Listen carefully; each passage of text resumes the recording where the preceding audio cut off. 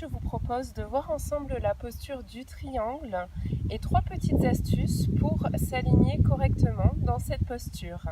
Alors il faut savoir que si vous voulez pratiquer à la maison, bien évidemment vous allez trouver de nombreuses vidéos sur internet, mais pas forcément concernant l'alignement. Et les astuces vont vous permettre de retenir les clés pour bien s'ajuster dans la posture et pourquoi pas par la suite pouvoir pratiquer, trouver votre propre pratique personnelle. Première astuce, les racines. Bien s'enraciner. Nous allons donc voir la posture du triangle. Je vous invite à pratiquer avec moi.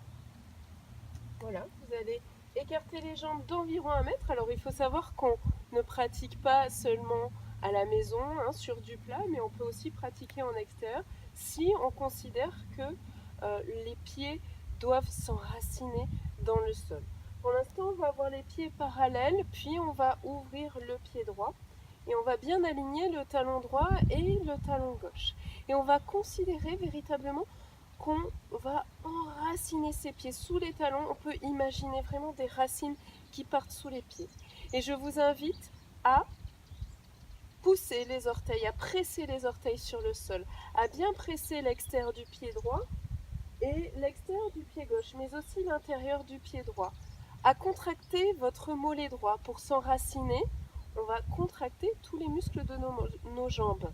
Les fessiers, les cuisses, le mollet.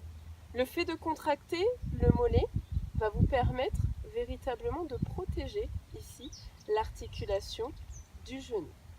Voici pour la posture et l'enracinement qui est essentiel. Pensez toujours, j'ai 2 racines qui partent de la taille et qui vont chercher loin, loin, loin, loin. Astuce numéro 2, les emmurés vivants. Alors oui, être emmuré, ça peut vous paraître un petit peu macabre, mais lorsqu'on prend la posture du triangle, il faut toujours penser à l'emmurement. Un mur devant, un mur derrière. J'ai donc mes racines sous les pieds, j'ai contracté les muscles des jambes et surtout le mollet droit pour la protection du genou. Je pense un mur devant, un mur derrière dans la posture du triangle.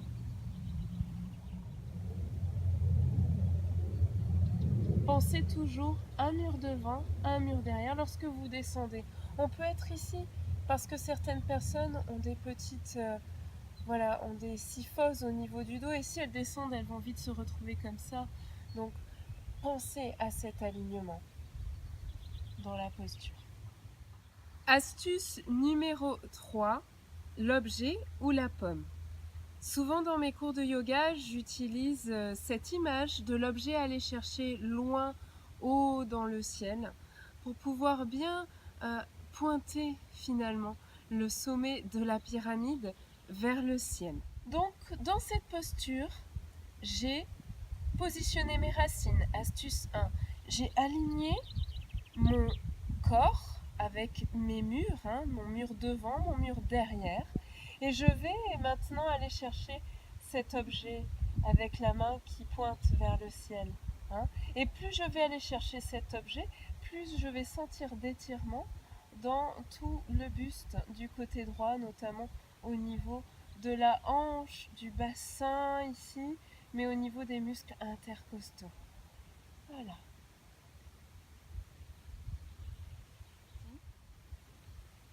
Dans le triangle, il y a aussi cette idée des 3 triangles.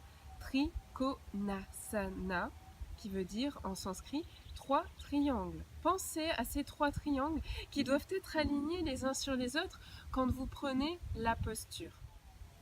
Triangle numéro 1, les 2 jambes. Triangle 2, le bras, la jambe. Triangle 3, ma main et tout le corps, mes 2 pieds, mes racines. J'ai donc mes 3 triangles. Et si je pense à les superposer, il est obligatoire de bien s'aligner. Alors l'ajustement est important pour la pratique du yoga. Pourquoi ?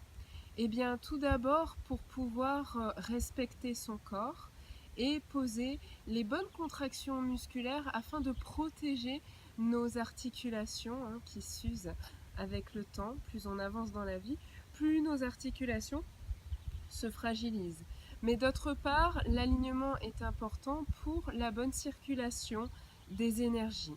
Il faut savoir que dans la posture du triangle, vous avez les deux énergies principales qui sont activées, les deux nadis, qui sont les canaux d'énergie principaux, Ida à droite et Pingala à gauche. Donc plus je vais m'ajuster correctement au niveau physique dans ma posture, plus l'énergie va circuler correctement à un niveau plus subtil. J'espère que cette vidéo vous a plu. Merci de me soutenir en la repartageant sur les réseaux sociaux si elle vous a plu et qu'elle vous a semblé utile. Et je vous dis à la semaine prochaine pour 3 nouvelles astuces et un pranayama. Namasté.